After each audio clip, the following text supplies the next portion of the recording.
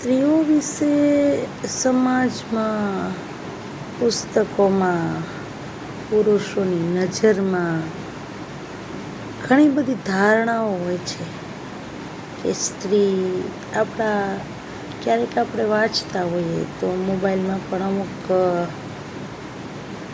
એવું લખેલું પોસ્ટ પણ મળતી હોય છે. જોવા એમ કે એક સ્ત્રી હશે તો એનો મતલબ એવો થાય કે એ ફસાઈ ગઈ તમારામાં.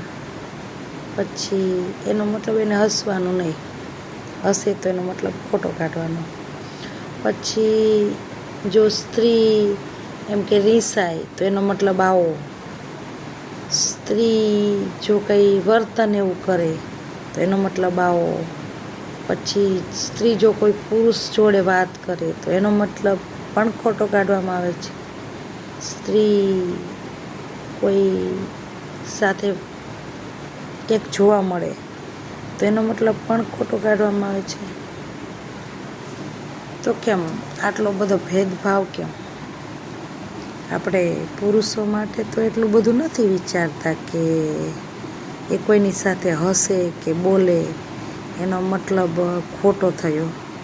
તો પછી સ્ત્રીઓ વિશે જ કેમ એવું માનવામાં આવે છે કે એ હસી તો ફસી, એટલે એના સ્વાભાવિક ગુણો હોય એક મનુષ્ય જન્મ તરીકે. અને અત્યાર તો દીકરીઓ દીકરા જેવી જ માણસો રાખે છે.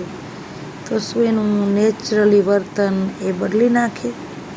કોઈ સાથે વાત ન કરી શકે, કોઈ સાથે બોલી ન શકે, એવું તો કેમ ધારી લેવામાં આવે છે? અને બધા જે અનુમાનો હોય એ સ્ત્રીઓ ઉપર જ કેમ અનુમાન થાય છે? પુરુષો ઉપર થાય છે એવું નથી, એના ઉપર પણ અનુમાન થાય છે, પરંતુ એટલા બધા નહીં.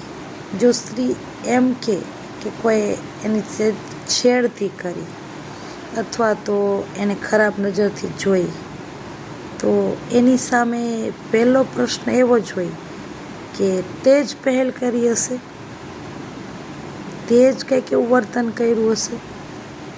કેમ તારી સાથે જેને આવું કર્યું, કેમ તારી સામે જોયું? કેમ એને સીધા કઠેડામાં એટલે કે દોષિત જ જાહેર કરી દેવામાં આવે છે. એને સાબિત કરવાનો મોકો પણ નથી આપવામાં આવતો કે સાચું કહે છે કે ખોટું કહે છે. તમે એને સાબિત કરવાનો મોકો તો આપો કમસે કમ.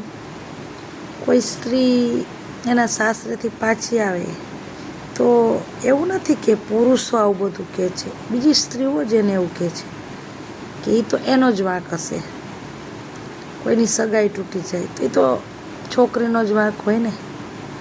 આવું બધું અનુમાન, આવી બધી ધારણાઓ, આવી બધી માન્યતાઓ આપણા એક સમાજના એક કુંડાણમાં ઘર કરી ગઈ છે કે એમ કે સ્ત્રી કાંઈ પણ કરે તો એ સ્ત્રીનો જ વાંક હોય ને, એમાં બીજાનો શું વાંક હોય?